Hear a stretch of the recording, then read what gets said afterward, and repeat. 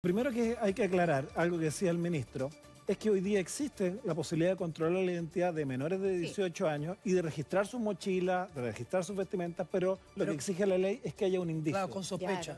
Claro. Que el indicio es una sospecha de que esté involucrado de alguna forma en un delito, o incluso, fíjate, sin sospecha, si está encapuchado, se puede controlar. Y si Eso es un indicio. Un indicio. Claro, pero un indicio, por así decirlo, objetivo. Exacto. Está encapuchado, no hay que argumentar nada. O incluso si es que hay antecedentes que la persona pueda tener una orden de detención pendiente. Esta es una facultad que existe hace 20 años en Chile y se ha ejercido masivamente. Los datos, por ejemplo, hasta el año 2015 indican que más o menos 2 millones de controles de estos se hacían al año. O sea, la policía no tiene las manos atadas y no puede hacer control, lo hacía masivamente. Las tasas de control de esa época eran superiores a todos los países occidentales desarrollados. O sea, Chile controla mucho más que Alemania, Inglaterra, Estados Unidos, Canadá, que son países que tienen cifras, ¿cierto? Y muchos de ellos tienen menos facultades policiales. Ok, el 2016, ¿cierto? Se creó este control preventivo, que lo que dice es, ahora la policía puede controlar a cualquier persona mayor de 18 años sin ninguna razón. Sin sospecha. O sea, por el hecho de estar en la calle o en un lugar privado de acceso público. O sea, de forma preventiva. Un parque, por ejemplo. No, sin razón. Sin razón. En un parque, un mall. Porque Claro. eso es un lugar privado de Un acceso. estadio. Un estadio. En los estadios hay una ley especial que dice que la policía puede controlar sin razón, 1 hora antes y 3 horas después, ese es el control preventivo de la ley de estadios. Sí. O sea, tenemos enormes facultades.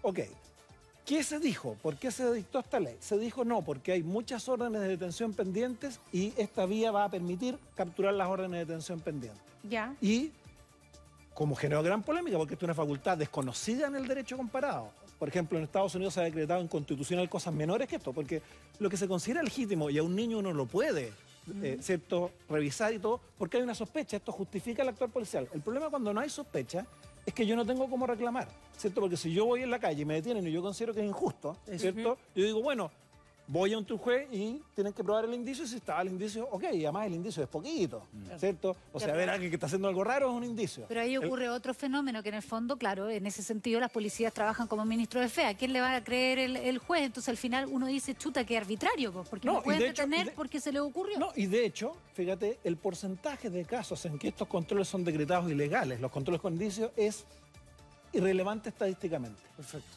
Irrelevante estadísticamente. Entonces también se decía, no, pero es que las jueces no nos dejan actuar. No.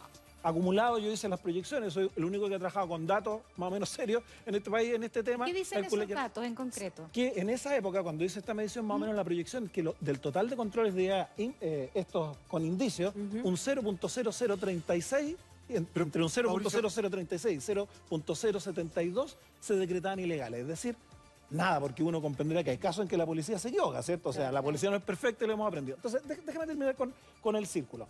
Entonces, el control preventivo, lo que dijeron es, tenemos que reducir las órdenes de detención pendientes y para eso le vamos a dar esta facultad a la policía que no tiene que preguntar. Esto generó enorme resquemor porque significa una ampliación gigantesca y todos se comprometieron, la ley lo dice, a producir datos para que pudiéramos evaluar esta institución, porque era una ampliación gigantesca y se acordó que era sensato no ampliarla a los niños, porque los niños tienen un estatuto de protección especial en el derecho internacional y en el derecho interno, porque toda la evidencia indica que cuando tú sometes a los niños desde temprano a procesos de estigmatización, vas a sentar carreras criminales. Claro. Porque piensa tú, ¿qué es lo que te muestran los datos? De que cada 100 personas que tú controlas, en un 2%, en lo mejor de los casos, tú encuentras a alguien que podría estar vinculado a un delito, un 98% no. Y los datos que yo dispongo muestran que eso incluso disminuye cuando se hacen respecto a menores de edad. Es más o menos 99,1. Oye, Mauricio, pero... Entonces tienes a 99 jóvenes que agarraste, los sometiste a un proceso que puede significar horas de retención, pero es que ahí, Mauricio, yo tengo un punto. Yo no sé realmente qué es lo que te molesta, porque si es eso lo que te molesta, digamos, de que sea para menores de 14. Las cifras que entrega el ministro son terribles. O sea, un tercio de los portonazos participan menores de edad. Vamos a eso. 23% de robo con intimidación participan menores de edad. Entonces, desde ahí a mí me parece sensato que tiene que haber muchos niños que se arrancan de hogares del Sename, tiene que haber muchos niños que tienen causas pendientes, que están en la calle y están cometiendo delitos. Absolutamente. Y yo te puedo dar el ejemplo, lamentablemente, este muchacho, el Cizarro, que ya tenía como 25 detenciones a los 13 años. No se puede, entonces, déjame terminar la idea, porque... disculpen la ansiedad. Si esto es un control preventivo de identidad, no quiere decir que a cada niño que lo pare un carabinero lo van a llevar a la comisaría. Claro. Quiere decir que le van a pedir su carnet. Y Eso revisar es. sus Y si él tiene los papeles limpios o no tiene ninguna cuestión pendiente, qué sé yo, va a seguir caminando. No se van a ir todos a la comisaría. Se van a ir los que tengan problemas pendientes. Entonces, por eso yo no entiendo muy bien cuál es tu molestia con esta norma. No, El lamentablemente... ministro quería decir algo, parece. Lamentablemente el proceso no queda solo en eso. Esto permite retenciones de largo tiempo. Toda la evidencia muestra que precisamente cuando los jóvenes que sienten que injustamente lo están deteniendo y les empiezan a revisar, generan situaciones de tensión y de abuso de fuerza policial y a veces incluso para los propios policías. A los policías tenemos que cuidarlos, no someterlos a una situación que elimina su legitimidad Mauricio, en la comunidad. Dame un segundo porque el ministro quiere hacer una intervención ahí en el móvil. Ministro. Sí. Mauricio, muy buenos días, ¿cómo estás? Hola, ministro. Una pequeña reflexión. Muy bien lo planteaba José Luis. El control preventivo significa pedir la identidad de una persona, que la persona pueda identificarse.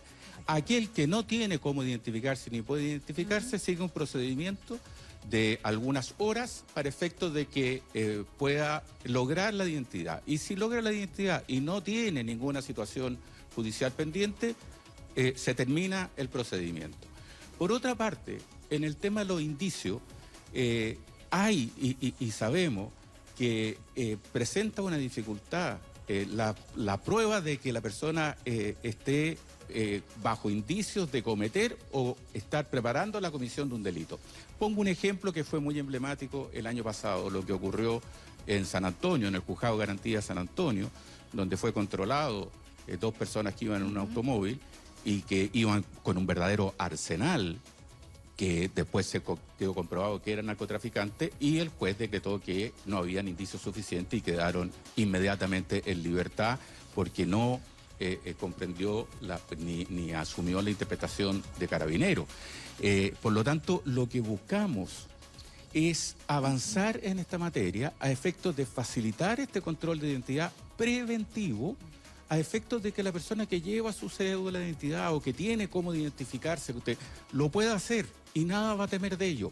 Y aquel que va o que tiene alguna situación que pueda generar temor, que pueda generar que lleva cosas robadas, que pueda generar que lleva un arma, que ese registro nos permita ser más eficaz en la lucha contra la delincuencia. Ministro, pero avanzar, solo eso. Solo una pregunta para complementar. ¿Qué pasa con la forma, con lo que preguntaba, por ejemplo, Rodrigo Herrera en cuanto a la solicitud, por ejemplo, de esta identidad? Le voy a poner un ejemplo personal. Cuando yo era chico, una vez me pararon con pistolas carabineros en la calle porque me confundieron con un delincuente. Y me pidieron el carnet, se me hizo el control de identidad y obviamente yo no tenía nada y me dejaron ir.